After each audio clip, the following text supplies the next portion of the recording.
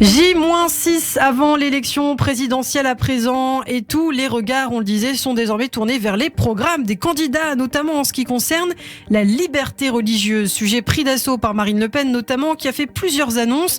On va en parler ce matin, analyser les propositions à la fois de la candidate d'extrême droite, mais aussi celle d'Emmanuel Macron. Il faut dire que depuis maintenant plusieurs jours, les deux finalistes mettent en scène leurs nombreux différends sur les questions du voile ou de l'abattage rituel et donc beaucoup plus largement sur leur conception de la laïcité.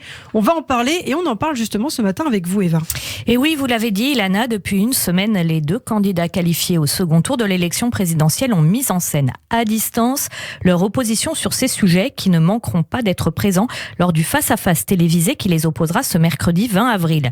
Il y a d'abord la question du voile dont on a tant parlé, les débats récurrents depuis plus de 15 ans sur les mères accompagnatrices de sorties scolaires ou les étudiantes voilées paraissent aujourd'hui bien loin face désormais à la volonté agressive de Marine Le Pen de ne rien laisser passer. En effet, avec le voile, la candidate d'extrême droite affirme qu'elle n'interdit pas un signe religieux mais un uniforme islamiste en cas d'infraction. Une femme couverte d'un tel foulard islamiste selon elle dans la rue ou un lieu ouvert au public serait verbalisée et passible d'une amende. Par ailleurs, bien que la candidate du Rassemblement national a martelé que l'interdiction du voile était essentielle, elle a indiqué qu'il ne s'agissait pas de l'élément le plus fondamentalement urgent. Je vous propose de l'écouter, c'était justement la semaine dernière sur BFM TV RMC. Qu'est-ce que je dis ? Je dis le voile est en fait imposé par les islamistes. Au fur et à mesure du temps, ils ont utilisé le voile comme un uniforme, voilà, qu'ils imposent aux femmes, et c'est vrai qu'ils leur imposent, puisqu'en réalité les femmes qui ne le portent pas sont isolées, sont victimes de pression, sont parfois d'ailleurs insultées. Je veux lutter contre l'idéologie totalitaire islamiste. Et il n'y a pas que le voile, ça ne passe pas que par l'interdiction du voile. C'est pour protéger les principes constitutionnels qui sont les nôtres que je veux lutter contre cette idéologie totalitaire. Marine Le Pen, vous l'entendiez, et puis plus loin, interrogée sur la faisabilité d'une telle répression, donc à comprendre une amende, Eva, la candidate du Rassemblement national a établi un parallèle avec le contrôle de l'obligation du port de la ceinture de sécurité que la police arrive très bien à faire appliquer. Et la députée du Pas-de-Calais a enjoint les Français à aller lire la loi complète qu'elle propose sur son site internet. Je les enjoins à le faire pour qu'ils comprennent que c'est pour préserver les principes constitutionnels qui sont les nôtres. Cette idéologie totalitaire s'attaque à la laïcité, l'égalité entre les hommes et les femmes, à la liberté de choisir ou quitter une religion, ces principes qui sont l'ADN de notre pays. Voilà ce qu'affirmait il y a quelque temps Marine Le Pen, qui avait déjà formalisé son intention dans une proposition de loi déposée en février 2021. Et d'ailleurs, ce qu'il faut dire, Eva, c'est qu'en réalité, la prohibition y est beaucoup plus large que la seule interdiction du voile. En effet, l'article 10 de ce document que Marine Le Pen propose d'interdire dans l'espace public les signes ou tenues constituant par eux-mêmes une affirmation sans équivoque et ostentatoire des idéologies islamistes. Alors, qu'est-ce que ça signifie ? Que certaines barbes pourraient elles aussi être considérées comme islamistes ? Et oui, alors on va revenir sur les autres propositions de Marine Le Pen, notamment concernant l'abattage rituel. Mais pour rester sur ce dossier du voile, il faut aussi parler de la réplique d'Emmanuel Macron qui a lui dénoncé ce vendredi 15 avril sur France Info un projet d'extrême. Oui, un projet qui, je cite, ferait de la France le premier pays au monde qui interdise le voile dans l'espace public. Emmanuel Macron a fortement critiqué la prohibition du voile sur le terrain de la liberté religieuse. Interdire tout signe religieux dans l'espace public, ce n'est pas la laïcité. C'est ce qu'avait d'ailleurs déjà affirmé le président candidat dans un entretien aux médias en ligne Brut. C'était le 8 avril dernier. Écoutez-le.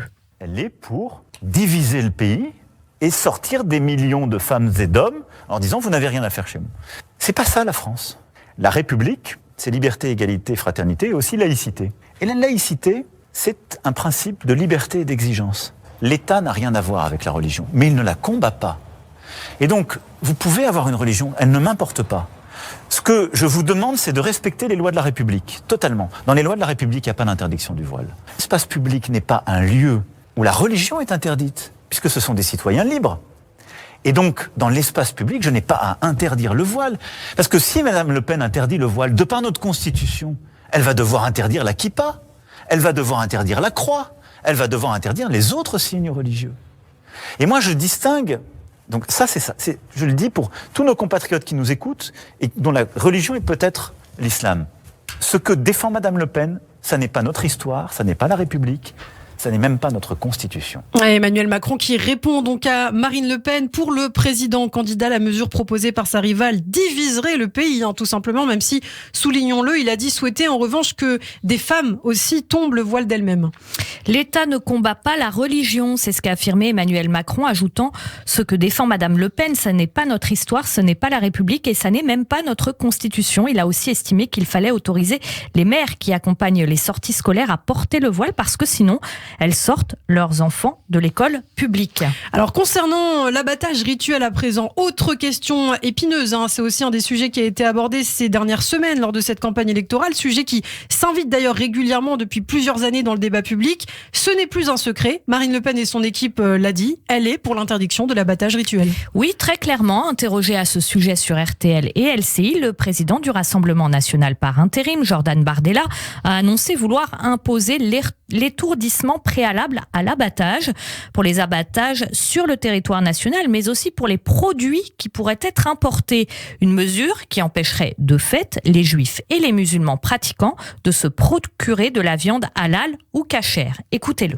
Au nom de la dignité animale, nous souhaitons imposer l'étourdissement préalable avant l'abattage. C'est vrai avec l'abattage qui sera fait sur le territoire national, mais c'est aussi vrai avec des produits qui pourraient être importés. C'est ce qu'on fait un certain nombre d'autres pays, notamment la Belgique. Donc ça veut dire qu'il y a des millions de personnes qui ne pourront plus accéder, qui ne pourront plus retrouver des produits de consommation du quotidien parce que vous estimez en fait que l'abattage ne respecte pas de viande dont, encore une fois, le bovin aurait pu être abattu sans étourdissement préalable. Ils exerceront leur culte dans leur intimité. On l'entendait donc Jordan Bardella, propos qui ont été modérés quelques heures plus tard par Marine Le Pen, notamment sur i24 News, qui a finalement affirmé que l'importation de viande pourra être effectuée de manière à satisfaire les considérations religieuses, ce qui est normal étant donné, on le sait Eva, que c'est tout simplement illégal au regard de la Constitution, comme nous l'avait dit d'ailleurs l'avocat Élie Corchia sur notre antenne, d'interdire l'importation de viande. Une déclaration radicale qui a par ailleurs suscité l'opposition du consistoire central, l'institution représentative des Juifs de France, qui a dénoncé dans la foulée des propos détestables marquant un nouveau palier dans la politique discriminatoire de ce parti. D'ailleurs, vendredi, Joël Mergui, président du consistoire de Paris, était votre invité, Ilana, sur Radio J.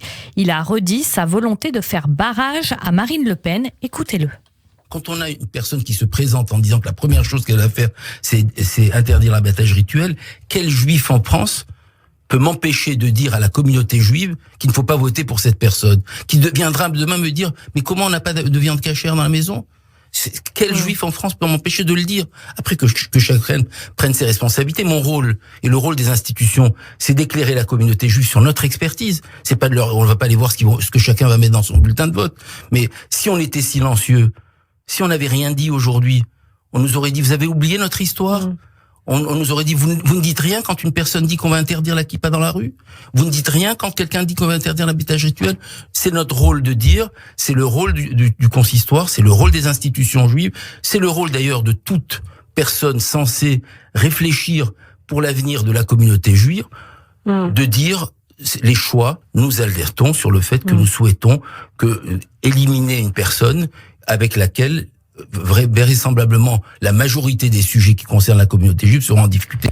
Vous l'entendiez, Joël Mergui, président du consistoire de Paris, donc qui appelle à faire barrage à l'extrême droite. Interview à retrouver bien sûr en intégralité sur notre page YouTube Radio J. La question de la laïcité, la question religieuse, un terrain glissant en France sur lequel les deux candidats se sont donc d'ores et déjà positionnés. Dossiers qui seront à nouveau à l'ordre du jour ce mercredi lors du débat présidentiel que nous débrieferons bien sûr dès jeudi matin. On suivra bien évidemment ces sujets sur Radio J.